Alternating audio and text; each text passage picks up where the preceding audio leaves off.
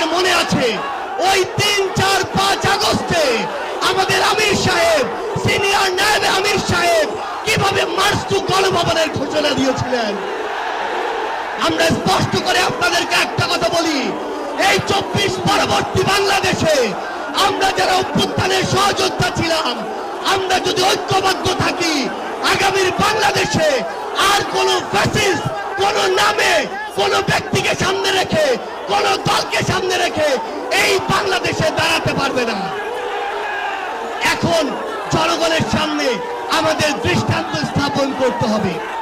আমরা আমাদের কাজের মাধ্যমে প্রত্যেকটি ক্ষেত্রে যেন সেই দৃষ্টান্ত স্থাপন করতে পারি। আজকে যখন আমি আসছিলাম, রাস্তার আশেপাশের প্রত্যেকটি মোড়ে আমার ইসলামী আন্দোলন বাংলাদেশের সহযোদ্ধারা ট্রাফিকিং এর কাজ করছে।